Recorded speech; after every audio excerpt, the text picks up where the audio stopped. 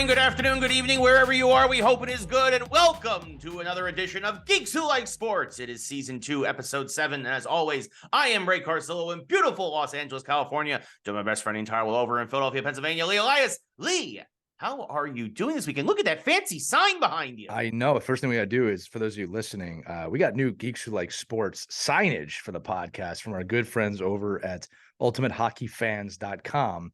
Ray's holding up his round. All these light up, remote controlled. This isn't an ad. I actually just wanted to share these because he does custom wall art with NHL teams, with your pictures. He does ceiling fans. It sounds a little bit like an ad now, but I'm just excited about it because we're geeks. Ray's holding up his. It's lighting. It looks like the power of the sun in his hand. We're going to get that button on your wall next week. Oh, you got a strobe going there. Yeah, you can do strobe, you can do a fast strobe, slow strobe. Yeah, the remote control. At least says, it came too late for me to get it hung up for this episode, but we will have it ready to go. Yes. Mine soon. is up on set. We should say, good friend of mine, Paul Cohen, owns that company, ultimatehockeyfans.com. Not to start the episode off on something like that, but if you can see this episode, you can see that it looks awesome. If you're listening, go check that website out if you're looking for a gift for the holiday, because he makes extremely high quality, fully licensed stuff. Now, Ray, you asked me how I was doing. I like to start episodes with a little story for you, little gifts, things that you can't reach through your screen and grab. One, I have a Wawa Philadelphia soft pretzel in my hand, and these are the best of the best soft pretzels from Wawa, because everything from Wawa, for those of you who don't know what Wawa is, it's like a local convenience store on the East Coast. It's Wawa, and Wawa has pizza now, Ray, which they've spent $1 billion advertising everywhere around the city. In fact, there's so many jokes about it now. People are saying, "What's your password?" Oh, Wawa has pizza, or caption this photo, Wawa has pizza. But when I'm done my pretzel, Ray, there may be crumbs on my desk. So I will use my new desktop mini Zamboni vacuum that our producer Caitlin got me, which I'm holding up right now, to just zam over my, which is a Super Mario Brothers, a mouse desktop gaming pad here, thus proving I am such a geek. And it's fine by me. It's the way it's got to go. I'm going to eat this pretzel silently while you talk a lot during the episode, but there may be points when you're listening today. Ray goes, "Lee, what do you think?" Football. So the question now is if Wawa has pizza, they do. Do they put the pizza on the pretzels at any point? You can do whatever you want with it. It's funny, Ray. I went in there. So look, Wawa food is incredibly satisfying food for the price that it's at. Yes. Right. Everybody knows exactly what I mean. It's 7-Eleven, but better, right? It's Sheetz, but better, depending on where quick check, but better. It's just a really high quality kind of convenience store. And it's funny. I went to the clerk and I went up to him and said, "Hey, be honest with me. How's the pizza?" And he goes, "I'm going to be honest with you. It's pizza from Wawa. How do you think it is?" And I said, "That answered my question." And it is exactly that. It's like, you're going to pay for this pizza. You're going to get a pizza from Wawa. It's going to fill you up. You're going to know what it is. It's not the most gourmet pizza. It's not the most worst pizza. It's pizza from Wawa. And Wawa has pizza. What I would do, Ray, if you want to do, I would just kind of smash the pretzel into the pizza and flip the cheese up. That's how I would make a pizza. Well, because that's a big thing. That's a big thing now, especially out here. Everybody wants pretzel bread pizza and all the other stuff. So it just feels like there's a lot of carbs. I get it. I'm not a particular fan of it, but I'm just saying that that's a big thing right now. So I was wondering. Well, another big thing right now, Ray, is that I've been lactose intolerant for a couple of years. I'm working on finding the right mix of lactase enzymes to take so that I might once again enjoy what really is the greatest food on the planet Earth, pizza. But I can tell you right now, I'd be willing to try a slice of pizza from Wawa, but I'm going to go right to the best Italian joint in town if I'm ever going to actually really try this. Because if I'm going to have 3 slices and have a mind, numbing experience that night, amongst other things, it's going to be from a really good pizza place. Totally fair. Totally understand. I don't want to dive into this any more than I just did. So let's just. I think we've expanded this. Well, if Wawa has pizza. Wawa has pizza. If Wawa wants to sponsor us, we are. Well, we're mostly local. We're local. Not local. We're local. We are local. There's Wawas in, not there. No, not here. It's definitely not here in LA. LA couldn't handle Wawa. It's too convenient. LA is finally just handling Dunkin' Donuts. So I mean, it's too convenient for LA. LA would complicate it too much. Like, why is there 2 W's in the name? Like, what? And yeah. Just call it. Be like, wow. Just pretend they're a branch off of Erewhon. It should be called Lala. Lala has pizza. Just say they're a spinoff of Erewhon or something or whatever, and everybody will go there. It'd be fantastic. It's true. Yeah, we have low carb pizza. No, you don't. It's made from cauliflower. They don't never know come here again. People don't. They don't know better. Yeah. Cauliflower pizza is not good. Anyway, it's not. Yeah. So anyway, with cheese on it. Before we do get into the show, also want to quickly mention, of course, we got some new stuff, but there's also, this is going to be your last chance for you to possibly get some new stuff. Go to our Instagram, give us a follow, give us a like, go check out the post we made a few weeks ago about giving away some t-shirts. This is your last chance. We're going to be closing this contest soon, and we're going to then announce the winners and send out the t-shirts and whatnot before the holiday. So be sure, if you have not yet tried to enter the contest for a free Geeks Who Like Sports t-shirt, and supposedly, and Lee's also, I think, still giving away headsets. I'm not sure, but there they are. If you're watching the show, there it is. There's the headset. So yeah, our grand prize winner will get a headset along with the t-shirt. So go to the Geeks Who Like Sports Instagram. We got two. That's right. He's also giving away the Spider-Man one. That's right. You are correct, sir. So yeah, go to the Instagram. It's GWLS Podcast on Instagram. Also that on Twitter, I do believe. Go follow us. Go give us some likes and whatnot. And yeah, there's the shirt there. Lee's holding it up. If you are watching the show, you can see what the shirt looks like. It's actually it is a really nice shirt, folks. It's a really, really nice shirt. So we don't do anything half-ass here. Well, they don't do anything half-ass over there. I am the king of half-ass. Yep, so we're not Wawa. Yeah. But Geeks has t-shirts. Geeks has t-shirts. Wawa has pizza. Geeks Who Like Sports has t-shirts. You know what the NFL has, Lee? As he's taking a bite of his Wawa pretzel, I'll tell you, Lee. I'll tell you what the NFL has. Tell me, my lord, what does the NFL have? The NFL has a primetime problem. The NFL, now we know a few years ago they started instituting the flex games, which was a great thing for the NFL, and it makes a lot of sense. It was very innovative. Smart. Yes.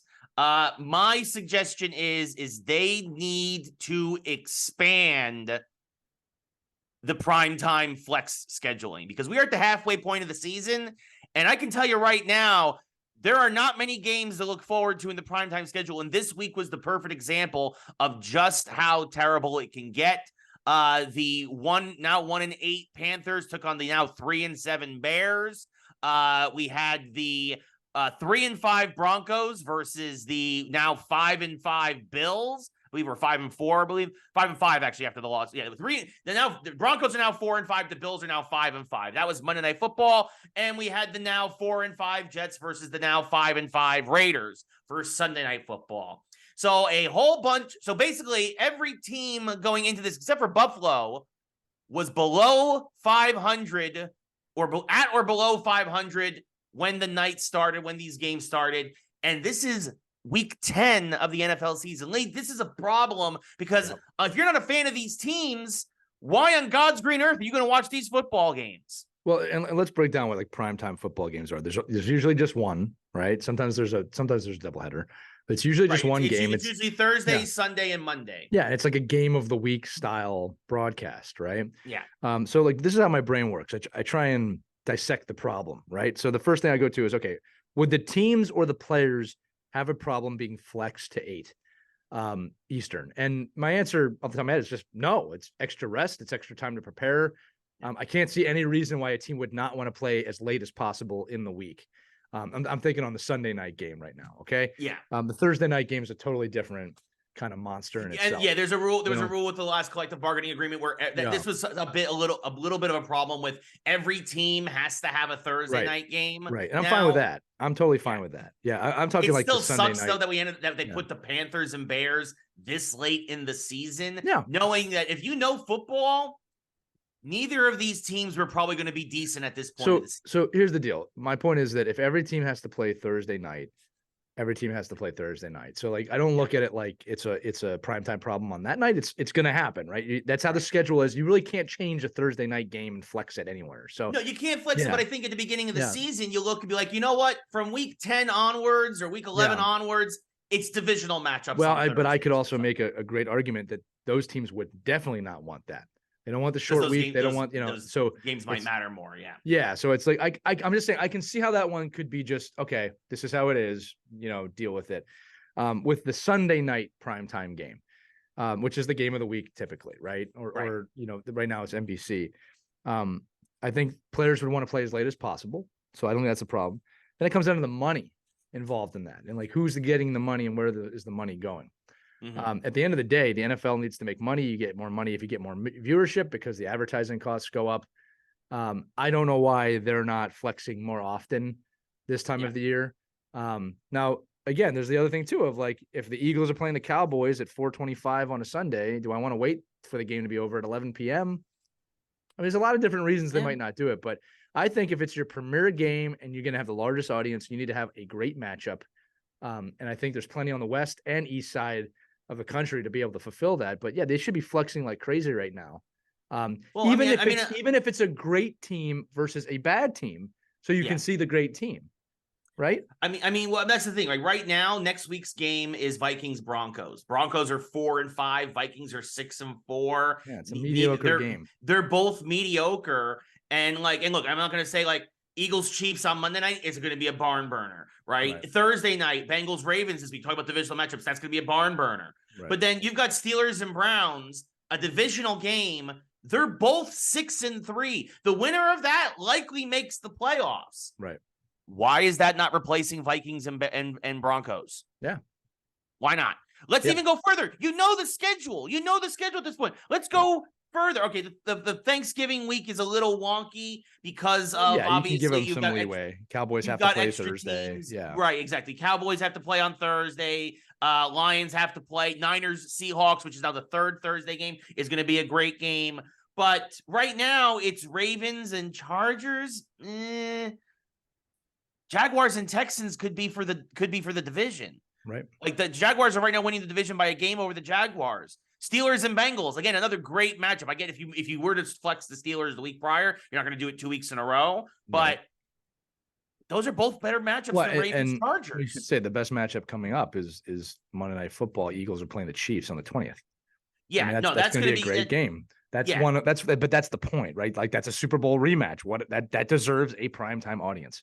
Sure, absolutely. But again, we go to week 13. Chiefs and Packers. The Packers are 3-6. Well, how about the Eagles are playing the Niners on December 3rd. That should be flexed to the 8:00 game. That is 100%. That is an 100%. Easy one. That is exactly. That is right now. But the 4:00 Fox game. And what's funny about it is the following week, the primetime game is Eagles Cowboys, which is probably somewhat worthy of it. But the Eagles Niners game has way more implications right now. Yeah. So it's two teams fighting for the 1 seed. It's the only other thing, Ray, is just travel things and hotels and planes but like you're flexing 2 teams. It's not like you're flexing the whole league. I mean, maybe 4 teams technically, but it's just, but even that, it's not even for the travel for the teams at that point. If you're flexing a Sunday afternoon game to a Sunday evening, you're right. You're really just talking about network stuff at that point, because you're talking about like obviously NBC is the one who then has to like, oh, now we're gonna go to Dallas instead of we're gonna go to Philly instead of Minnesota or wherever they were going, or Kansas City or whatever. Which again, nobody's gonna be crying over the fact that poor NBC has to change their flight schedule. Wah. Like there's some people that argue with that, but yes.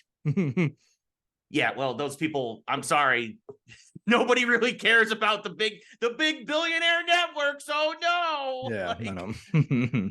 So I don't know. I think the NFL needs to expand. The point is, I think the NFL needs to expand. Expand their primetime rules. Yeah, I think so too. And they have to expand their flex rules. I mean, that primetime game should be a great game every week. Period. Absolutely. And right now it's not. And it's not. I mean, I don't know if you watched Jets Raiders. I tried not to.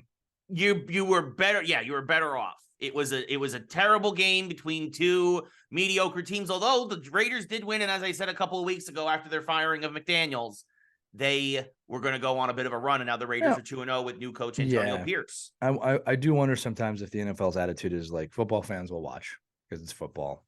And it's like, yeah, it's sometimes the leagues take that approach of, hey, you're going to watch. So why should we change it? And it's like, I don't know if I like that. Yeah, no, I don't think it's the right attitude either. But speaking of Josh McDaniels, You're fired. yeah, yes, fired a couple of weeks ago by the Raiders, and of course will now make over the next he'll basically be paid over the next 4 years to sit at home by the Raiders. And I think it's gonna be something like 15 million a year or something he's going to make over that time, which is ridiculous. And so Rob Gronkowski, of course, probably future Hall of Fame tight end, one of the best tight ends of any era really. And obviously a former, McDaniels was a QB coach when he was at the Patriots and when Gronk was there. And even though Gronk says he's friends with McDaniels, he's like, why is McDaniels being paid all this money to sit at home? Yeah. Why? And it brings up a very good point, right? Because obviously there are unions and there are got a great agent. Yeah, there are agreements and stuff, but in the NFL, coaching contracts are all guaranteed. And of course, we know very well, and we talk about the salary cap. We talk about how Daniel Jones, his money will no longer be guaranteed after next year, and then he'll be cut because he's terrible. It's a whole nother story. But why aren't player contracts guaranteed like that? Or why aren't there more clauses in coach contracts where if you don't last halfway through the contract or 70% of the way through the contract, you don't get all that money. Right. Well, now, obviously, it doesn't count against the cap and all that, but please, yeah. Lee, what are your thoughts? No, it comes down to that's how coaching contracts are made. And like you said, you just said at the end there is no cap. So, I mean, I don't want to say it's throwaway money for the teams, but it is. When you look at an NFL payroll, like they can afford to have a coach get fired and continue to pay them. Now, with that said, that rule will not be broken until a coach breaks that rule. And you can bet your ass that no coach is going to the negotiation table without having a guaranteed payment structure on their contract. So until someone innovates how that's done, that's how it will be. It's not fair. I always hate arguing when people get paid millions and millions of dollars for doing nothing when there are people making nothing for doing millions and millions of hours of work.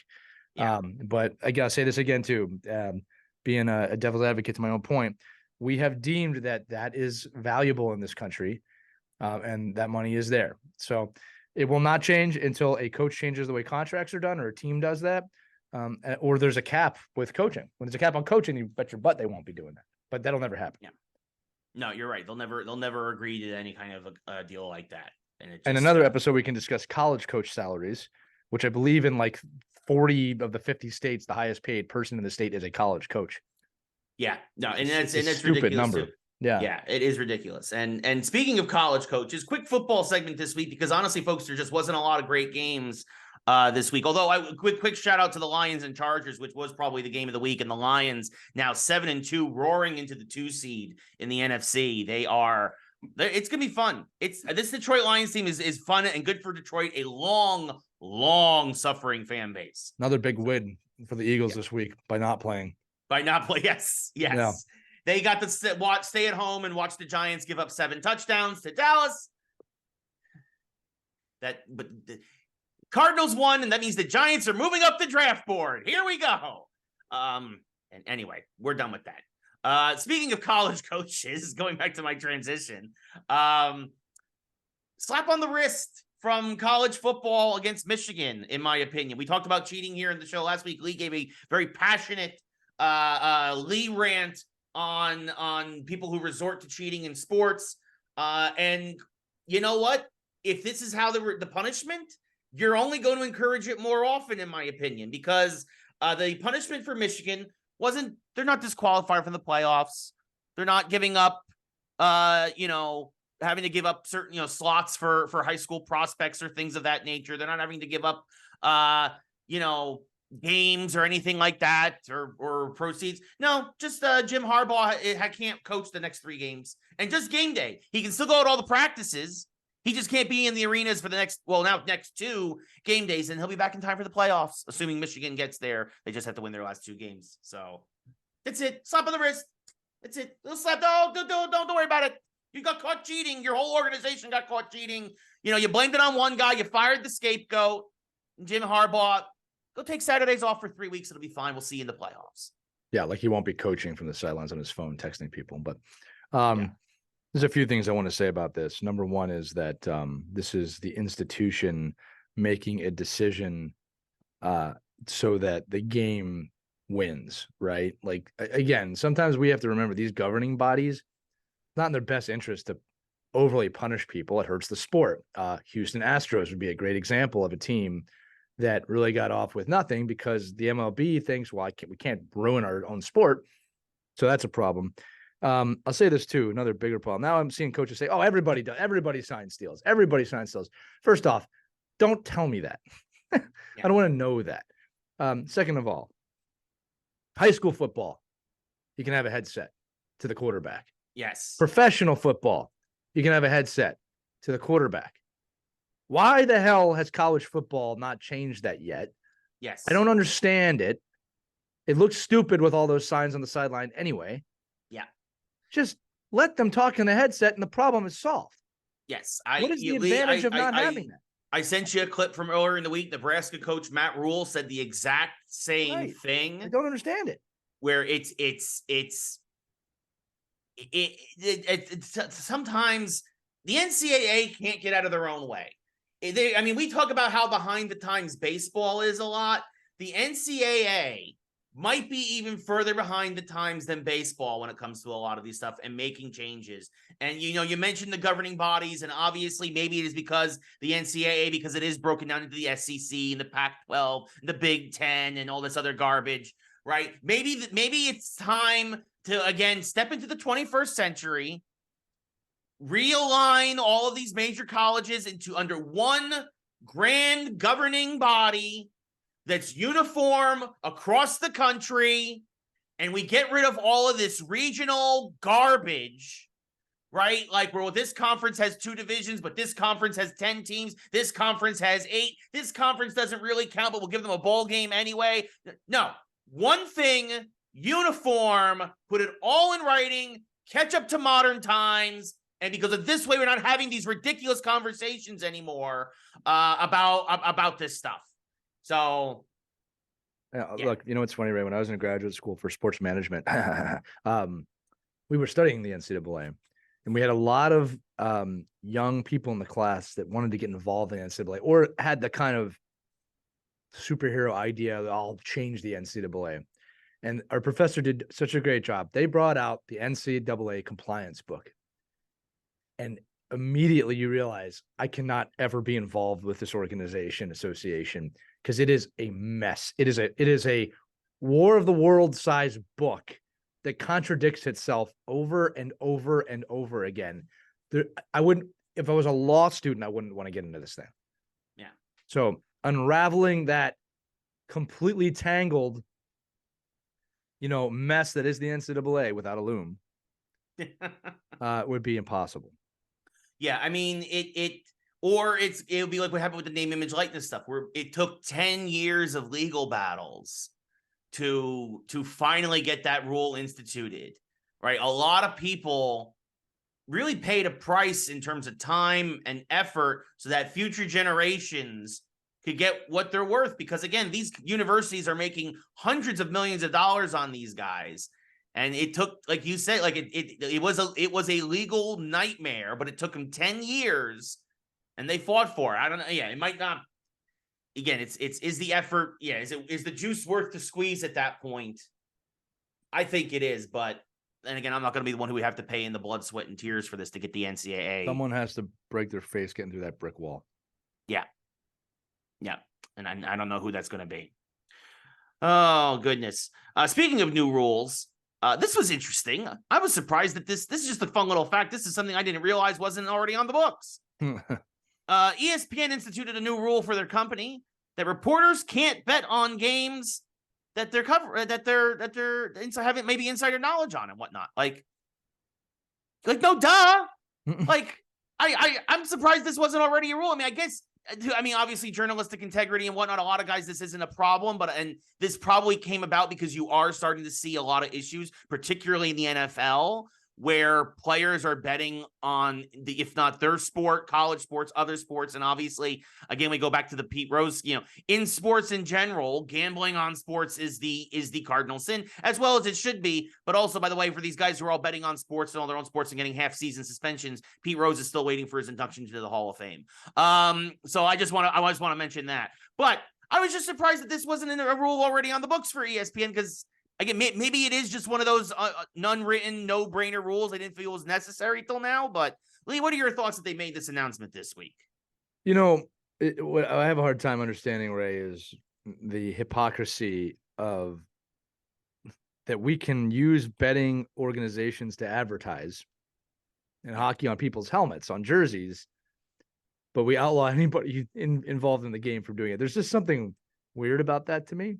The hypocrisy of it all. Yeah, that's kind of where I go with it. But with the same time, it's like sometimes common sense, not common sense. Maybe that guy's a problem. Don't bet on the games you're doing. You got a good job. Don't be a moron.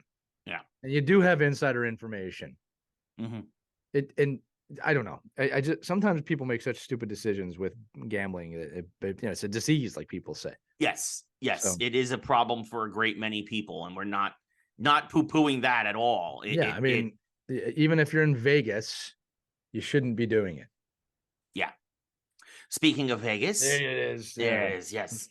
Just a quick thing. Big thing. F1 is going to be in Vegas next week. This is a big deal. Obviously, F1 has been really trying to expand its reach here in the States and has been doing a good job. It is probably the fastest growing sport here in the country. Of course, and again, a very well-renowned sport around the world, but it's just starting to catch on here. And so they're going to Vegas, and I was in Vegas 2 weeks ago. I can tell you this, every local now hates F1.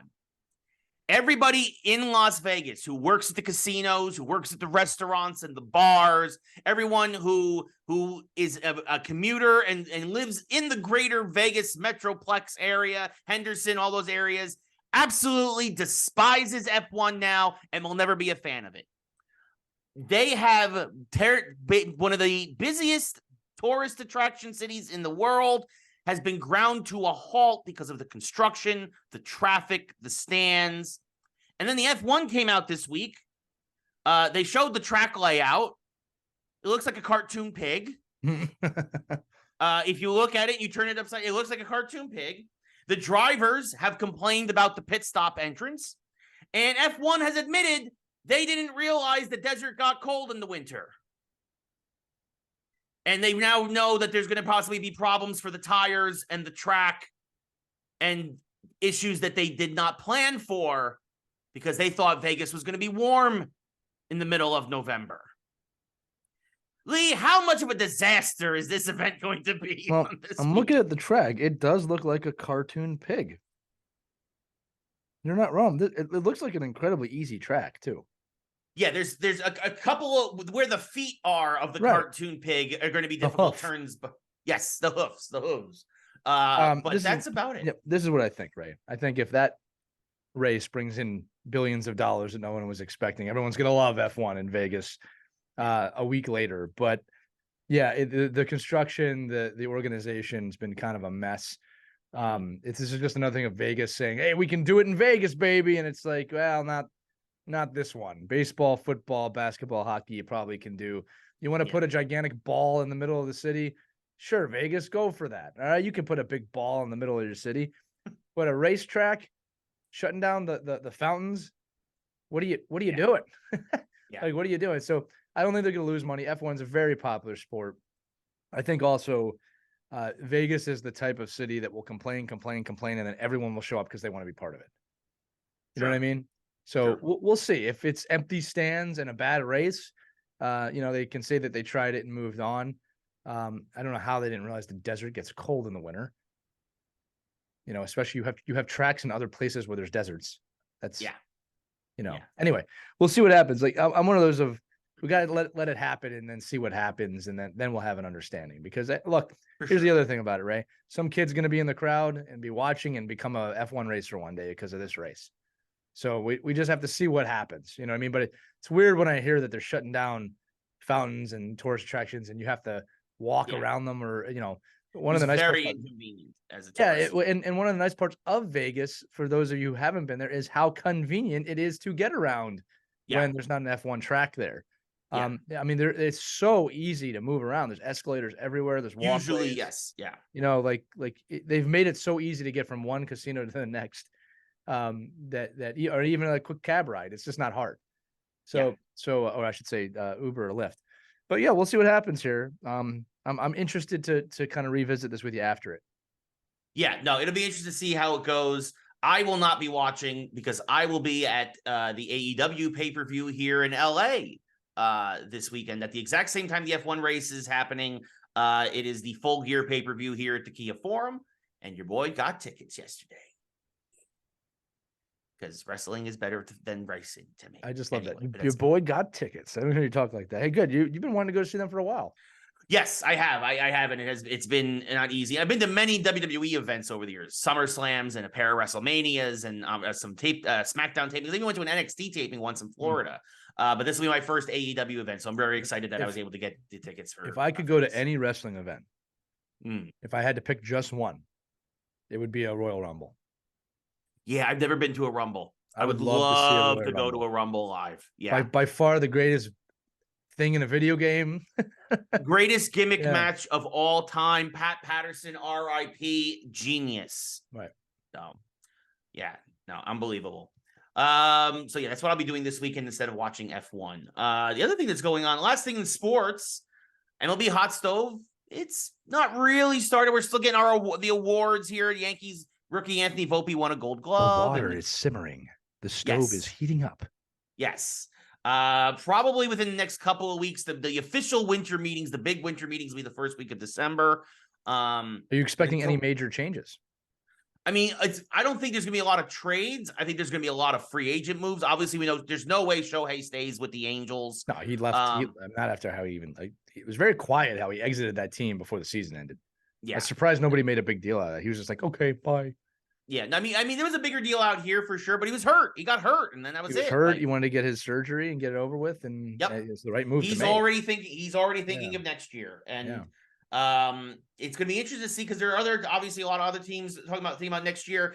Yankee general manager Brian Cashman was all over the back pages of the New York papers, basically adamant, we're a good effing team. We're a good Brian. We were 82-80. You freaking moron. Yeah, just dreamer.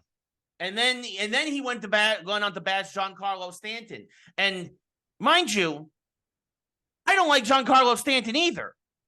It's our job to bash him. It's me and Lee's job. It's our job to bash him. It is a bad sign when your own general manager says, yeah, he's going to probably get hurt again, and we're only going to have him maybe for 80 games. That we're kind of stuck with him. You're the who traded for him, you moron.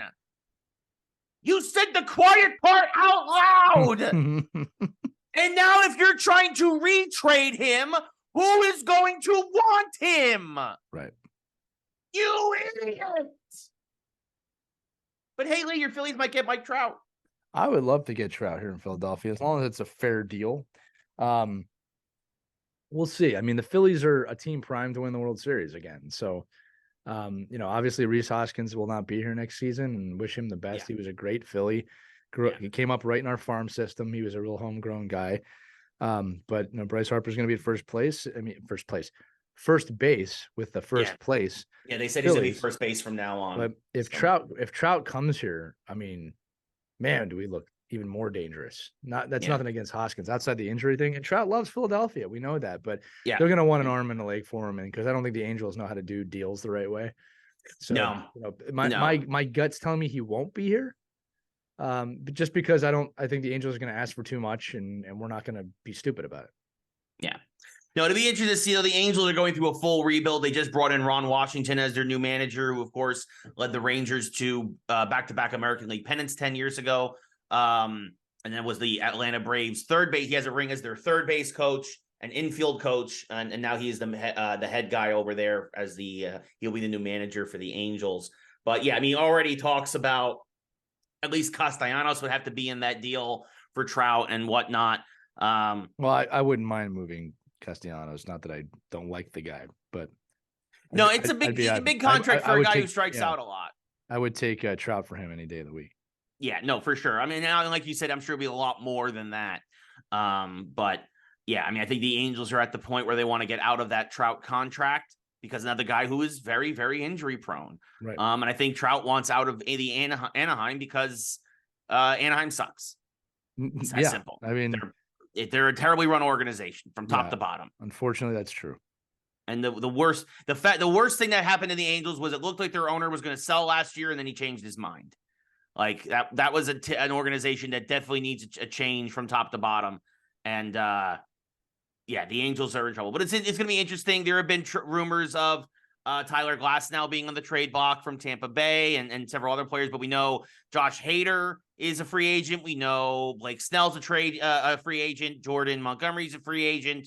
We know lots of guys, other Reese Hoskins, as you mentioned. It's gonna be very interesting to see where a lot of these guys land and for how much money. Rumors abound that the Yankees are going to trade for Juan Soto. I still believe that the Padres asking price is too high. But that's me. The Yankees will pay it. That's the problem is I just don't have any faith in Brian Cashman. He'll pay it.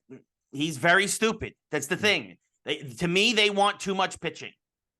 And again, the only way to me you make that deal then is you have to bring back like a Jordan Montgomery, who you traded for next to nothing last year. And also probably sign like the Yankees need rotation help. You got to sign the kid. The Yankees have to go all in on the Yamamoto kid out of Japan, in my opinion. Well, and they will not do that. If he's a Met next year, Lee, I swear to whatever God you believe in. Oh, the great one. Yeah, whoever. I swear to whatever you want me to swear on. The God of stories. Yes, the God of stories. That I will have a fit. But speaking of the God of stories, you're welcome. Thank you so much. Had to help you get out of this. I'm excited about today's geek section, Ray. We got some great geek stuff today. We have a big geek section today, folks, and we're going to tell you right now. It is spoiler. It's going to be spoiler alert. You're about the whole section. The whole section's a big spoiler alert. I will say we have lived by our rules. Everything has been out for enough amount of time. I would say that there are no earth-shattering spoilers, which our rule was a week. There are some big spoilers. Our rule was 48 hours. We are way past 48 hours with all of these spoilers. But if you have not seen Loki, spoiler alert. If you have not seen the Marvels, spoiler alert. Yeah. If somehow you have not seen the new Ghostbusters trailer, spoiler alert. If you don't want to see any of these, and you want us to spoil it for you, alert. Yeah, all kinds of alerts. This whole section. Look at the rundown. Look at the recap. Skip around. Also, I'm going to do a special review later in the week for a movie that won't be out to the general public for another month. But I don't mind spoiling it because it's a biopic. It's based on a true story. Your boy got to see an advanced screening of The Iron Claw, which, of course, is based on the Von Erich family, one of the great wrestling families, and, of course, the Curse of the Von Erichs, which, if you don't know, I'll say this, go watch the Dark Side of the Ring docu short on them. It's phenomenal, and it will tell you everything you need to know, and it's no surprise that Hollywood wanted to make a dramatization about this family. It stars Zac Efron, who really bulked up for this. Like, he got, like, bodybuilder big for this, and really did a phenomenal job. The acting was terrific, but I will give a full review later in the week on that. So stay tuned. But yes, that's one story. Now for all the other stories, we're gonna go to the God of stories, Loki. So again, this is your last warning, folks. All spoilers ahead from here on out. Loki episode 6 was the Loki in general is the best written thing Marvel has done possibly ever. I agree. Simple as that. Loki finally gets his throne. He realizes that the only way for him, and we kind of hinted that this is a possibility, me and Lee kind of predicted that this is a possibility. The only way for things to continue with all new possibilities was basically for Loki to replace He Who Remains. And that's what happens. By the way, he builds his own throne. He grabs all the strands and kind of actually looked like the Norse world tree, which I really appreciated, continuing the idea of Norse mythology and whatnot. Well, and that's exactly what that was, because that's what he knows. Right. And so, because what ends up happening is they realize that you can't expand the loom enough to fit all the timelines in. It's like dividing by zero. What a great line from Victor Timely. It was. Yeah.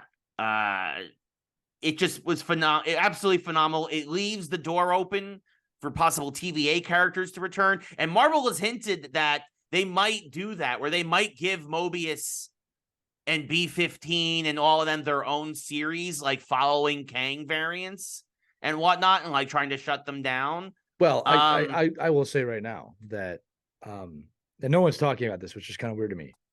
Clearly, Sylvie will continue.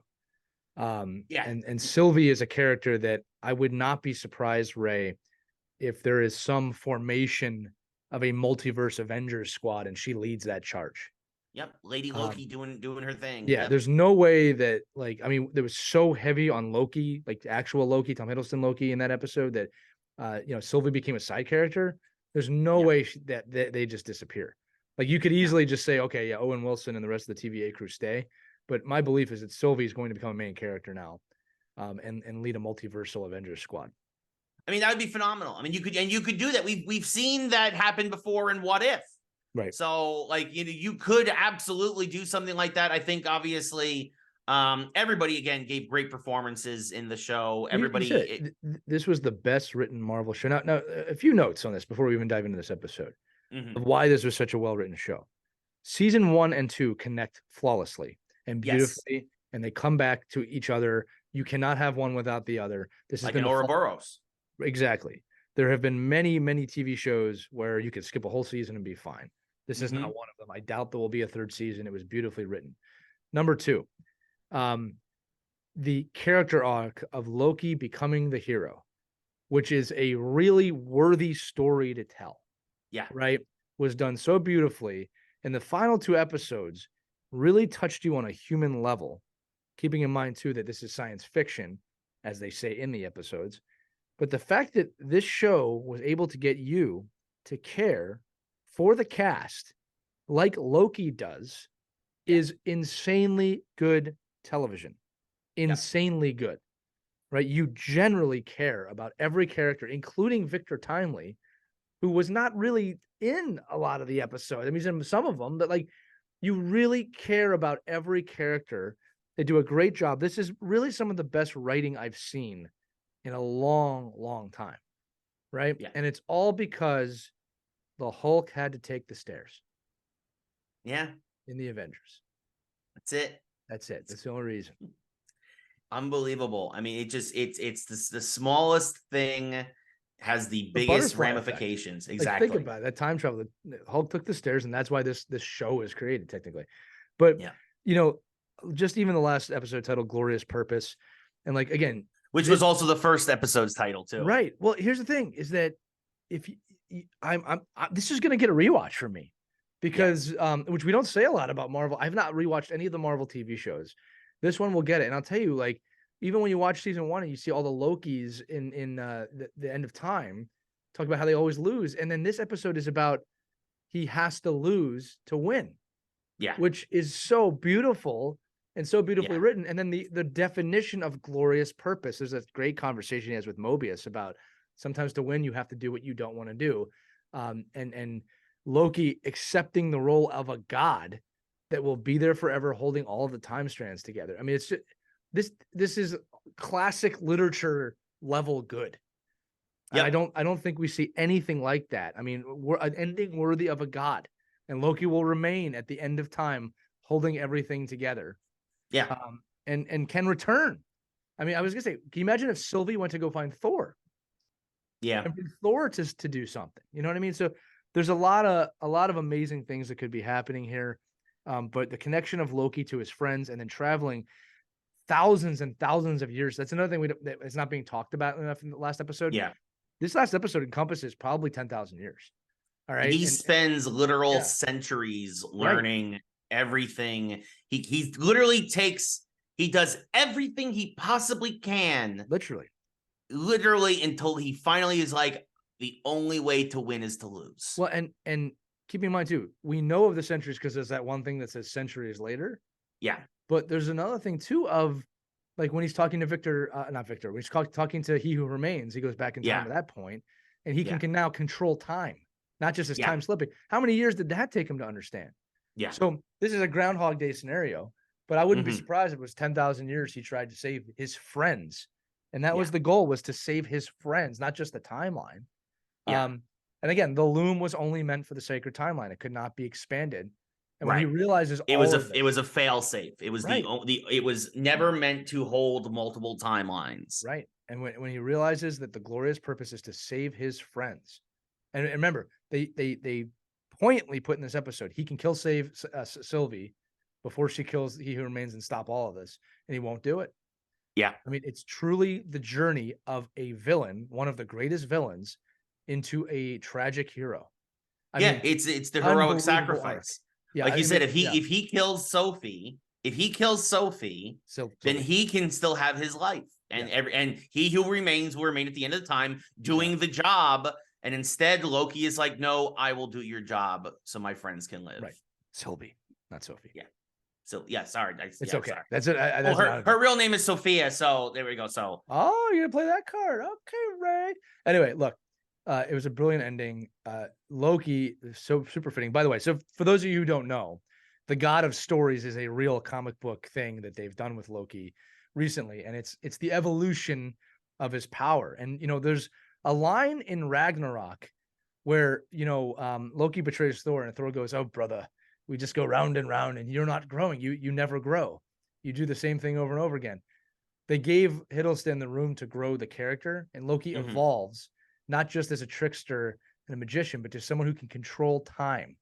And the way Loki looks at controlling time is that he can control the story. Now, Ray, we know that I am a time travel nut. I love things with time travel. Yes. This is a step above, to view time as the story, and that he can control the story is kind of a realm in time travel we haven't hit.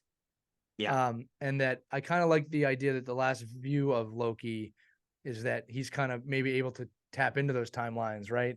And see his friends, which we've talked about. It's just really well done. Owen Wilson was really fantastic in this role. Yeah. Ouroboros was, how he should win an Emmy for this. They should all, honestly, like they're all very much front runners. This deserves awards. And if they don't get awards, it's just because they hate the genre. Well, because Hollywood sucks. Hollywood sucks. We're going to talk about that with another film in a minute too. But I just want to say this is the best. It's not even just the best TV show Marvel's made. This is one of the best TV shows I've ever seen. Yeah. I think that's fair to say. Yeah. And also in terms of the larger Marvel universe, they also reference Ant-Man 3, kind of like helping to redeem that just a touch, where they're basically like, oh, one of the He Who Remains variants kind of got uppity over on 616 adjacent, which also, by the way, explains it basically explains how Kevin Feige keeps calling it 616, even though that's the comic verse. So like they give it a different designation. So it's not necessarily, it's Earth 1999, but it's also 616 adjacent. So it's an interesting, it was an interesting way to describe it. But they're like, oh yeah, it got uppity over there in that universe, but they handled it themselves, so we don't have to, and that's it. And that's all they had to say. And there you go. That's Kang. Kang the Conqueror is just like that. So well, and I'm glad they at least referenced it, because that's the only other film with a lot of Kang in it. For sure, it needed to be at some point, and I'm glad that that's how they look at it, and we can now put that behind us, and that they'll look. I still hope they go forward with Majors in the Kang Dynasty and all that other stuff. But we'll see what the. Yeah, he was phenomenal in this. He playing both Timely and He Who Remains, even at the point where as He Who Remains, he's making fun of Timely and his stutter. Like, it was a funny scene because he imitates him, and like my brain malfunctioned for a minute. I'm like, wait, that's the same actor. Yeah. So yeah, he's just doing a different voice. Winters is really good, and I really hope, assuming he is innocent, if he is, that they can move on from this, because there's a lot of talk of just let's move on to Dr. Doom, and I'm like, stop panicking. Yeah, get your ducks in a row and do this right. He's too good of an actor. Yeah, it sounds. Yeah, that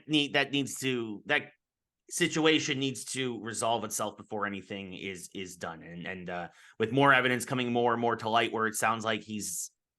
I'm not going to presume. Obviously, I'm not in the court. I don't know, but it doesn't. At least from what we know publicly, it doesn't sound like he's guilty. Right. In my opinion, but that's just from what we know. And again, we're not a court of law. We'll let them we'll let that decide. And if the case gets thrown out, which is what they're pushing for now, then let him come back and be Kang. Right. It's simple. Same way they should let a lot of folks are mad, but they're gonna probably let Trevor Bauer come back to baseball, as they should, because the case got thrown out and he was found. They absolutely should. So that's neither here nor there.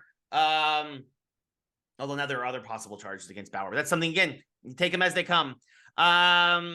Anyway, speaking of the Marvel Universe, speaking of, I guess, taking it as it comes, the Marvels came out this week, and everybody is lambasting it on the internet for some reason. Oh, it's doing poorly at the box office. It's doing this. It's not, the numbers aren't there. And it's like, and you know what? It's a shame, because it's the best thing that Marvel's made since Endgame. Agreed. It's a good movie. Film-wise. Ray and I saw it. The Marvels is a fun, entertaining, good movie. Yeah. But I was not upset that I paid to see it. It's an hour and 45 minutes, which is also one of the shortest Marvel movies. I think it's the shortest. Yeah. Yeah. Did not need a lot of backstory. You already know the characters. It is fun. Even if you don't know the characters, it's fun. It's funny. Yeah. It's got a great story that makes a ton of sense. And then this is what's nice about it. There's a payoff at the end of the film that has to do with the film. Yeah. Right. Ray and I have talked a lot about how we're tired of going to Marvel films that the payoff is the post-credit scene. And this film, the end of the film, pays off. It creates something where we can move forward from in this film. And we said spoiler, so I'm going to tell you guys, we have the Young Avengers coming. And this film is beautifully done in terms of how the characters interact with each other, and how they all use the same power to find a way forward through the storyline. And at the end of the film, we find out that they're forming the Young Avengers, which Ray and I predicted, not that you had to be super smart to see coming, right? But that the Young Avengers are coming, born from Kamala Khan, Miss Marvel. This film that I didn't see. I mean, I didn't see that coming, where Kamala is basically acting as Nick Fury, and she is the one who is going around to collect these Young Avengers. She specifically mentioned Cassie Lang, Ant-Man's daughter, aka Stature, and it ends with her trying to recruit Kate Bishop, or I should say, actually, it looked like Kate Bishop agreed to join her. So there you go. You have Kate Bishop. You're going to have Stature. Obviously, you're going to probably get, you're going to probably have Ironheart, Wiccan, and Speed, if they can figure out how to bring them back in other films. Multiverse. There's ways. You're gonna have the Young Avengers coming. We also have from She-Hulk, we have Scar. Right. So you can put him in there. The film is really great, and it kind of continues from Captain Marvel, really the beginning of the storyline, that Hala and the Kree are dying, and that the antagonist of the film is going to other planets to kind of harvest their resources, the water, the sun. Yeah. To try to save Hala. She's destroying other planets to save Hala, because when Captain Marvel destroyed the Supreme Intelligence, she didn't realize the chain reaction it would have on that planet. Which is like just a really great kind of worthy storyline. It didn't have to be any deeper than that. And then it's Captain Marvel learning how to work as a team. It's obviously Photon, which they never call her in this film, understanding how to kind of reincorporate with her powers, and then Kamala turning into a larger part of a Avengers level action. Right? Or a Avengers level thing. Fury's in it. It's hilarious. There's lots of Flurkin in it. It was great. Yes. I mean, it was really fun. I don't know. I don't know why people are lambasting this. And then obviously, I said the payoff is the end, but at the very end, the post-credit scene is, as it should be, a bonus, not the payoff. The bonus is that Photon is thrown into an alternate reality where she finds the X-Men, at least one of the X-Men that we know of, Beast, with Kelsey Grammer as the voice. Yes. Brilliant turn to bring the X-Men into the MCU. Yeah, the basically showing that there's a multiverse, and it's clear that universe is not aware there's a multiverse yet, right? Like, so it's going to possibly open those doors. Hopefully we get more of that in Deadpool 3. We're going to talk about that in a second. And also, it's something they hinted at in Doctor Strange 2. As meh as that movie was, what was interesting is that in that film, remember, it's Monica's mom who becomes Captain Marvel there. Right. And in this film, they mention, specifically Brie Larson's Captain Marvel says, it's your mom should have won the race that day. Your mom should have been the hero. Right. And it insinuates, and then she goes there, and the person who finds Photon in the alternate X-Men universe is Binary, which of course is the super-powered version of Captain Marvel, because she has both quantum bands in this. Right. and it's her mom. Again, insinuating that in most of the other universes, it is Monica's mom that wins the race and becomes Captain Marvel, which I think is fascinating. Like it just really was really well done. And Monica was fantastic because I mean, even then, like she doesn't even panic when she realizes what she's just like, oh shit. Yeah. Like, she immediately knows it. It just gets great. It's hysterical. Well, like, and we should also too, like the kid from Doctor Strange 2 America, who can jump from multiverse to multiverse to multiverse. Now suddenly she has a purpose. Yeah. Like things are starting to connect finally. Right? And I'm gonna say the Marvels connects a little bit to the major universe, right? And so did Loki. They said everything changes here. Right. And it's the truth. This is the film you have to see finally. Now to turn this a little bit, I'm a little perturbed that the media, specifically Hollywood media, is like, well, it didn't make a lot of money, so it must be bad. When did that become the gauge on what was a good or bad movie? Barbie made a lot of money. Yeah. Like the most money. I'm not ripping Barbie. Okay. But I don't think it was a good film because it made a lot of money, or it was a bad film. When did this start becoming the gauge? And now, you know, what I don't understand, Ray, it's like a witch hunt. Like they come out like, well, it didn't make a lot of money, so it must be bad. Marvel has a problem. Marvel has a problem. No, they don't. You morons are making it a problem right now. Yeah. I told all my friends, I saw it. It was good. You should see it. Yeah. You should see it now. It's a good film. Ignore the critics not named Bray and Lee.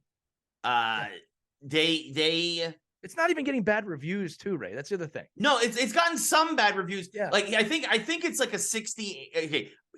I want to say this first off, Rotten Tomatoes also is not the end all be all. No, not right? at all. When it comes to that. Like, but it's a 68 from critics, which is not that's far from the worst in terms of Marvel from critics, but it's like an 86 from the public. Yeah, it's getting like a 6 to 8.5 rating, which is not the end of the world. And my rating is on the higher end of that. Definitely not a 9, definitely not a 10. No, I think it's a solid 8. I think it's an 8, maybe even an 8.5 for sure. Like I think that there was, they could have done a little more development of the villain. There was a couple of things that they kind of, rammed a square peg. I was happy to be out of there in 2 hours. I was like, wow. I was so thrilled that it was only an hour 45. Chef's kiss. Perfect. Perfect. Ray, I was like, I had forgotten what that felt like. It was like, there's been times I've been in movies, even Marvel movies. I'm like, when is this going to end? Like, I am so sick of the 3-hour superhero film. Yeah. We don't need it. We don't need 3-hour films. Well, this is why you have TV shows. So you don't need to make the 3-hour film. Yeah. You want to make Avengers 2.5 hours. I get that. That's a big culmination. Sure. All right. But this was well done. And I think Hollywood's eating itself again. Yeah, well, we're going to get into that later, especially with Warner Brothers, but it's specifically. People, see the Marvels. It's a good flick. I enjoyed it. You can do it quickly. The trailers are fun right now. The ending is a great payoff. See the Marvels. Don't listen to the critics. Do not ever base your box office choices on the box office results in cash. We all have different reasons for loving different films. I personally think the media in Hollywood just wants to end superhero films. They're tired of it, and they're trying to make a change. That's what I think is actually happening here. Okay, yeah, because they're a bunch of because they love the smell of their own farts. That's they basically really do. Go see the Marvels. It's great. Yeah, no, seriously, it is, folks. You're doing yourself a disservice by not see. I mean, look, if you're waiting for it to come out on Disney Plus, fine, but you're really doing yourself a disservice. And Caitlin, producer, mentions it, and it is true. I'm sure that there are some people out there who are just a little bit intimidated by a full female cast. Maybe. Yeah. Get over yourselves. Honestly, the 3 ladies are amazing. They are all talented, gifted actresses. And honestly, the best part of the film might be their interaction with each other. It really might. I was just going to say, this is another reason why I don't understand why they're lambasting this film. Yeah. Right? It's like, this was a great film with a female-led cast. If anything, they should be celebrating it. And they're not. So, failures all around from Hollywood on this one, except for the film itself. And a diverse Marvel, good job. Cast. Thank you, Marvel. By the a way, white woman, a black woman, and an Indian woman, and they all do amazing. They're all amazing. Probably Iman, probably the most of all, in my opinion. Well, you know what I like about it, right? You know when female-led films irk me, and I'll be really upfront about this because everybody who knows me knows I am fully on board with supporting women and making sure women are part of everything that goes on, including men, and you know how I feel about that. But you know what this film didn't do? It didn't make the male characters morons or idiots. It didn't pander. Right. This is where She-Hulk there's a whole special. South Park just did a whole special about pandering. Right. Right. This does not pander. This is where She-Hulk failed. Because a lot of the male characters in She-Hulk were stupid men. Right? Look, men don't want that any more than women do. And you can throw at me, well, this is 100 years it's been like this. Yeah, I agree with you. There's no way forward without us all working together. The male characters in this film, while secondary, were strong characters. They were good characters. They made sense. Nick Fury as the comedy relief was perfect. Great. Perfect. You don't have to make men look stupid to make women look strong. And this film is a great example of strong women working with strong men with a female-led cast and story. It worked. It worked. Doesn't so make more of that. Yeah, it was great. The ladies all did fantastic. My favorite, I'll say this, they got out of it just in time. There's a whole thing with a planet where everybody sings, and I am not a musical person. Everybody knows this. Yeah. It's not my thing. But even that, the great thing I took away from that scene is how the characters all reacted. Again, you get to see how they all react in this scene. Yeah. Brie Larson as Captain Marvel, she was awkward. She's like, I got to do this because we got to save the planet. We got all this. I don't like it. Photon is looking at it from a scientist's perspective where she's trying to analyze and figure it out. And then you have Iman Vellani as Ms. Marvel dancing along and singing with everybody, even though she has no idea what's going on. It's such a perfect microcosm of the film in a way that where I'm like, I don't like singing, but I like this scene. Because it's just really well acted and just, again, really well written, and it's just really well done. It was very fun. I will say this, that scene, that planet is the only loophole in the film I didn't understand, because they kind of siphon the water off that planet. We don't know what happens to the planet, which is okay. It's just a loose end, basically, that didn't tie off, and that happens, which no one probably cares about but me, so that works. We'll figure it out later. But yeah, no, so yeah, go see The Marvels. Go see it. The Marvels, good flick. Yes. And also, it's going to be the last Marvel thing we're going to have in the theater for a while anyway. Right. Because big news, of course, Cap 4, starring Anthony Mackie, has been delayed till 2025, which means the only Marvel film, and also speaking of the X-Men at the end of the film, the only film we're going to have in 2024 from the Marvelverse is Deadpool 3. He will save us, Ray. We will be saved by the Deadpool. Well, I mean, to your point, Lee, I mean, I think this is where you expand the multiverse, because you're going to have Wolverine. Yeah. Like, this is your chance. To do it. You have to do it. And, you know, the script for that film was apparently locked in. Like, they wouldn't let Ryan Reynolds ad-lib anything. So why not use Deadpool? Why not use that character to push the MCU forward? I mean, isn't that the coolest thing you could possibly do? Yeah. You know, and I expect it to be fun. But even if Deadpool's fourth wall break allows us to have the multiverse even more, I'm right. We need this multiverse thing to happen now. Yeah. Tired of waiting. Phase 4 was horrible. Horrible. Yeah. All right. Yeah. Redeem yourself. Ms. Marvel and Loki will save us. Deadpool will now carry the torch. Because I also say this, I don't think Echo's going to do anything. Yeah, you will we'll find out. There's not much coming out on that front from Star Wars or Marvel. We're in for a long wait, my friends. Yeah. So probably people will be excited when it comes back again, though, to be fair. For sure. Yeah, quickly jumping over to the we mentioned the 3-hour superhero film. Of course, I was kind of half referencing the Batman, which I was not a fan of, with Robert Pattinson. Not as much of a fan the as opera. Yeah, you didn't like the Bat opera. One of the trailers in front. We're going to talk about some trailers now. One of the trailers in front of the Marvels was the new Aquaman film, which is unfortunately doesn't look bad, but it's going to get buried the week of Christmas. And obviously with all that, they had one shot of Amber Heard in the entire thing. Yeah, it was funny. She's like behind the wall screaming too. Yeah, they're really really doing everything. This film is being buried by Warner Brothers because they are in a tailspin right now. And yeah, it's a shame that this movie actually looks halfway decent because it's going this is going to be a film that if we think the box office for the Marvels is bad, I am really looking forward to seeing how bad Aquaman 2's box office is because Aquaman is super popular in China. And I think that's why they're reason this releasing got made. this. Yeah, I think the only reason this got made is because in China, for whatever reason, Aquaman does insane numbers. Yeah. So I can see why they made it. I don't think they're counting on the US being a great draw.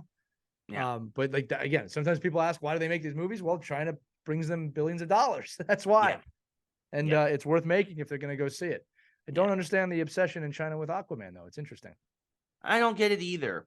Something that something else that Warner Brothers is doing, like, I mean, just basically trying to kill films for tax write-offs. But the public outcry was so bad for this, was so angry. All the early screenings said it's one of the best things they've seen in a long time. They're calling it the spiritual successor to Who Framed Roger Rabbit, which is a massive praise. Yeah. I haven't heard anyone say that. They didn't say it for Space Jam. No, definitely massive not. Praise. And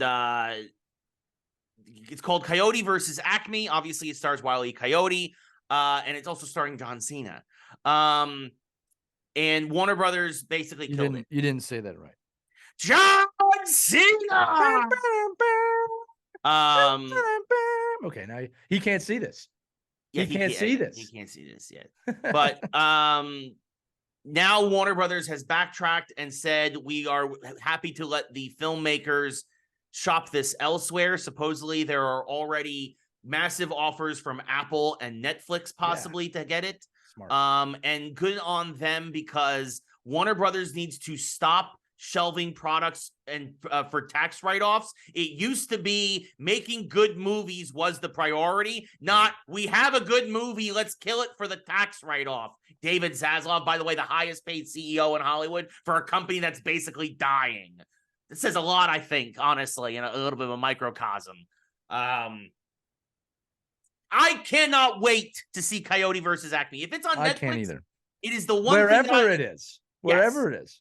Yes, wherever it is. If it goes to a theater, if Disney buys it somehow, that probably won't happen. But like, Ray, you can come to my house if it's on a carrier that you don't have. I will steal someone's password. That's fine too. You can do that too. That's probably a little easier. I mean, not that we were condoning that. Wink, wink. But yeah, it sounds like you're condoning it. I'm not condoning it. When you say the wink, wink thing, it sounds like you're condoning it. I'm not condoning it. But yeah, no, I think that this is good. I'll say this. I hope it sells for a lot of money. I hope Warner Brothers continues to suffer because this is just, you keep making stupid people need to be punished. And this is a stupid decision by stupid people over at what is becoming a very stupid company. But look, I'm just going to say this, that Hollywood continues to showcase they are not in touch with the fan bases at all. No. And they probably go to bed going, we don't need to be in touch with them. Well, we just got that movie greenlit probably someplace else. So you probably should be in touch with your fan base. As a business owner, I can also say that's probably a good idea. Know your audience. At least, I'm not saying you have to listen to them all the time. You don't have to cater to them all the time, but know your audience. But know your audience. When that many people are saying a movie's good, maybe they said they're shelving it on purpose so they could sell it for a lot of money. I don't know. Maybe the guy's that smart, but I doubt it. I highly doubt it. David Zaslav has not made a good decision since he's taken over Warner Brothers, in my opinion. Not one. Nope.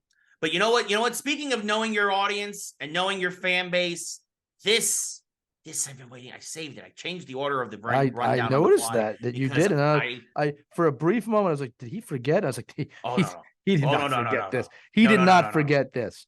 No, I did not forget. I just wanted to bash Warner Brothers a little bit sooner before I then made myself happy again. Fair enough. I like where your head's at. We got the new Ghostbusters trailer, ladies and gentlemen. New Ghostbusters trailer. We got one. We got one. Ghostbusters Frozen Empire. It was supposed to come out this holiday, but of course, obviously with the strike and everything got pushed to what's probably going to be a March release in 2024. You know what? Sony doesn't do much right, but boy, oh boy, does this look good. I am super excited. It looks like they are it looks like they are making episodes of the real Ghostbusters, the cartoon, and they're like, we're just gonna make movies of this. We're gonna have that theme and that there tone. was source material we could reference. Yeah, it's phenomenal. Obviously, it's an original Ghost, but it's an elemental, right? Which we've seen before. We've seen this before in Ghostbusters lore, in the comics and in TV and whatnot. Like I said, the cartoons. It looks like it's called Ghostbusters Frozen Empire. It takes place in the hottest summer on record in New York, which kind of taking a slice out of reality there. And then suddenly, literally almost like hell freezing over, ice just crawling across Coney Island, and an ice elemental spirit. And it just, I can't sing its praises enough from what I've seen. They're talking about it's the death chill. Dan Aykroyd, by the way, now is kind of like the old wise man explaining. It's like, you're literally scared to death, and you're bringing in new characters, bringing Patton Oswalt and all these other new people now to kind of to flesh out, because we know that Bill and Ernie Hudson and all these guys, they can't do it forever. Yeah, well, they're in it too, and like I said, there's other characters coming back, and there's new characters being put in, and they're expanding that universe as it should have been done. Kumail Nanjiani has a role. I'm probably saying that wrong. I'm so sorry. But yeah, and I bet also, Walter Peck's gonna come back in this film. You know what? If they're doing something about the environment, wouldn't that be something? You, he's gonna be. I just have a feeling he's gonna be in the film. Why wouldn't you? I think it was rumored he was. I think it was would rumored. Not be surprised. When I see him, I'm gonna be like, that man has no, yes, parts in the other films. Yes, Lee, I just got myself a Ghostbusters costume, and now I have to get red Ghostbusters thermal wear that they showed off in the trailer. You do. Oh, right out of the cartoon. And I will sweat so much because it is never that cold here in LA. Wait, you can come to Philly. It's cold here. And you'll be somewhat bulletproof with that thing on. I don't know about bulletproof, but it'll definitely. What's the worry about? Each one of us is wearing a miniature nuclear accelerator on his back. Anyway, it looks really great. Actually, it looks so great. I watched Afterlife again the other day, which was so great. I watched it. I was like, this is really good. I have watched the trailer probably 50 times now. Yeah. And also seeing it in front of Ms. Marvel or the Marvels. It's brilliant. It was amazing on the big screen. I cannot wait for this movie. This is my most entirely anticipated movie of the year. I am looking forward to this more than Deadpool 3. Yeah. No, listen, it's a property from our childhood again that's coming back. If there's any, in a good way. I don't agree with superhero fatigue, but it is nice to see something different, right, than DC, Marvel, or Star Wars out there. And Ghostbusters is like another one of those, because Indiana Jones did not fulfill that role. No. This looks like they figured it out. They know what they're doing. They're handing off the torch. They got the original characters in there the right way. I love that the kids are the Ghostbusters. I love it. Yeah. It's brilliant. It's like it's the direction movies should be going. Yes. Yes, exactly. And this is the thing that they should have just done with the 2016 film. Just do a passing of the torch. I didn't have a problem that it was an all-lady Ghostbuster team. I had a problem that you made a whole new universe. You didn't need a new universe. Yeah, you didn't need a new universe. It's also the problem with the Star Wars sequels. It's like we saw what The Mandalorian did. Like, that was the story. You didn't have to remake Star Wars. Yeah, you didn't have. Just continue what you've already done. Yeah. Keep it going. It's like not for you. The film's not for you. It's not for you. It's for the kids. It can be for both. Yes. Ghostbusters just proved that. You're on. Yes, Ray. Blood pressure. Yeah. We got one. Yeah, no. Thank goodness. Ghostbusters looking amazing. Switching now from video games from movies to video games.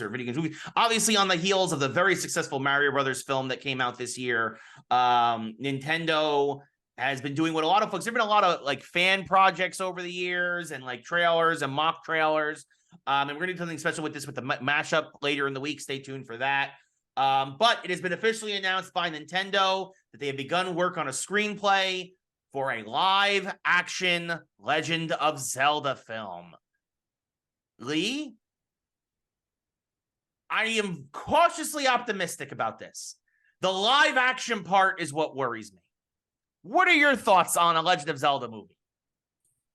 Yeah. Ray, I am ready for this movie. I've waited for over 30 years, for this film to bring me to my tears, Ray, it's dangerous to go alone. Please take this film so we can see Lincoln alive. I don't know where I'm going with this, but I'm going to stop it after this part. Anyway, hey, whoa, calm down there, phone. Calm down there. Okay, listen, I'm really excited. If it's done right, it's going to be great. I think you could open up a whole Zelda universe or Link universe. I'm excited to hear about it. I think it's well overdue. I think the timing is right now. I think an audience could handle that. 20 years ago, there's no way you could have made this film effectively. It would have been silly. But I think with technology today, if there's good writing, you can make something really special here. And I hope that they do. I really do. So we'll see what happens. I have nothing else to say from that, other than that our mashup this week is going to be based in the Legend of Zelda live action film. You are not going to want to miss it, because the question we're going to ask has to do with sports and Zelda combining together. That's going to be coming out this Saturday. So make sure you look for that. Yeah, no, for sure. I am excited for this. I am hopeful for this because they did do such a good job with the Mario Brothers film. My other question, Lee, what Zelda are they going to do? Or is it going to be an original story? I have no idea. I mean, this is the thing. You could go so many different ways with it. I think what's going to happen is Miss Marvel is going to open up a multiverse. And no, look, this is what Wolverine's going to cut up the Triforce into 8 pieces. Yeah, I mean, I think if they're going to do it right, you do the Triforce. They haven't done the Triforce in a long time. But there's so many different ways you could go. I mean, I think you have to keep it kind of somewhat similar. It's got to be a little more modern, because Zelda can't just be the damsel in distress. Right. She has to be the strong princess that she is. Right. So it'll be interesting to see where they go with this. But I mean, there's nothing to predate it. So they're not going to just assume you know everything. Well, and I think that's why, if it's Lord of the Rings style, that's what I would do. I would do it like a Lord of the Rings style film. You could do that, like you said. I mean, that's the thing too. You could have it be another chapter in the timeline. You could, like, every game takes place somewhere else, and you could have it be like, now the film fits here. Excuse me, princess. Maybe the film will finally connect one of the timelines to Breath of the Wild and Tears of the Kingdom. Right. There's a lot of different ways they can go with this. It just can't be silly. I think you have to do it kind of like Narnia, Lord of the Rings. I mean, have fun with it. We'll see where it goes. So 7 parts, each 3 hours long. Right, with multiple links. Multiple links. And there's going to be a 24-minute scene where he goes fishing. Yeah. Yes, indeed. Yes. My gut would be this, right? Since you've asked me, this is my gut with this Zelda live action film. I think they will probably have some element of time travel where young Link goes to the future, like Ocarina of Time. I think Sheik will be a character. I think that they're going to have to uncover that Zelda needs him to travel through time to save Hyrule. That's what I would do. Keep it with what works. Make Ocarina of Time. You can make that into a great film. Yeah. You know what I mean? Absolutely. I mean, I would more go to A Link to the Past, or that's another great one. Yeah. You could, or again, you could do Breath of the Wild, Tears of the Kingdom if you want to stick with your stronger Zelda. You could use what works.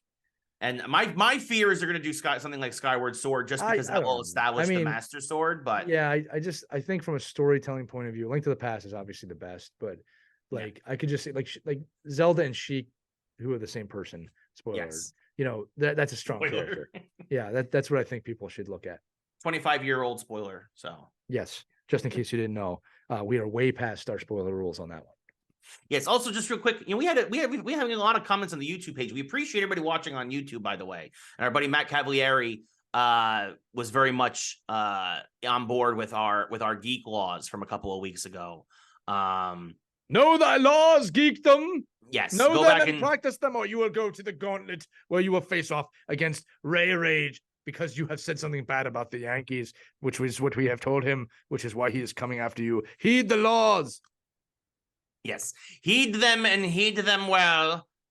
And so that should be. So yeah, wanted to mention that. And actually, we've had a very Lee. You want to go over the comments real quick on YouTube, because we've had a very, very active comment section. Ray, are you asking me to bring up the comments on YouTube? Is that what you're saying? I mean, I have them here listed. The ones that then please read them, because I'd have to bring them up on my phone and I'd have to stall for a few minutes to do that, which we're very good at doing. But if you have them there, I would appreciate that. No, for sure. I just want to mention a couple of weeks ago, we did a mashup of what superhero would ask for their cape to be retired. Our buddy Matt Cavalieri, because we mentioned Booster Gold again, go check that one out. He mentioned Peacemaker. Yeah, that was a good one. That was a good one we missed. Yeah, Peacemaker for sure. He said maybe Thor as well, but Adam Cunhos mentioned Thor as well, possibly would want that because his ego's at least early Thor had an ego on that. So good suggestions there. So Adam said Thor, Matt said Peacemaker. I think Peacemaker is a very good one from Matt. Yeah, it's I'm gonna say it again. We missed that one. That's how I responded to that. Yes, no, absolutely. What sports team would make the ultimate video game? Again, Adam mentioned the 90s Bulls, the six-peat, the build-up in the late 80s, beating Detroit, all that, the 2-year quest without Jordan to come back to the top. And he said he would go on a Dreamcast. So that was a great comment. Let's see. Alex Acosta wanted to know specifically, he asked us, because we talked about the Major League Baseball season being short and how many regular season games it should be. I think we came up with something on the show, but I'm going to say here 145. Right. I came up with the math somewhere a couple of weeks ago because I saw this comment. Yeah, it made sense. Yeah. I think we can cut it down by the season by a couple of weeks. And also Matt Cavalieri also wanted to mention, he wants us to mention that the Canucks are doing very, very well for him. They are. And this is true. Talk about hockey and but nobody cares. Hockey's coming. It's just a little early in the season. It's very early. My Rangers are keeping me from being depressed because everybody else in New York sucks. But the Rangers are very good, 11-2-1. So yeah, wanted to do a quick little mailbag section there, kind of throw it in on the fly because I want to show. We do read the comments. We do read them. We don't all of them. Yes, we do read them. We don't see them. We don't always comment, but I also want you guys to know that we do read them and we do see them and we do greatly, greatly appreciate them. Real quick, last story here as we're getting into we mentioned the end of the year a couple of times. We're getting to that point now. We mentioned the holiday season. The Game Awards are in 3 weeks. Usually that's a big time for reveals and previews and trailers to get people hyped up for 2024. Last story of the day. Rockstar is finally ready to announce the next Grand Theft Auto, and they said they will do it right around their 25th anniversary in December. Yeah, it's going to make billions of dollars. It will make billions upon billions of dollars. But Lee, I'm going to ask you this. Is it going to be a proper GTA 6? Or is it going to maybe be something like Vice City 2? No, it's got to be a full-out new GTA 6. They're well overdue.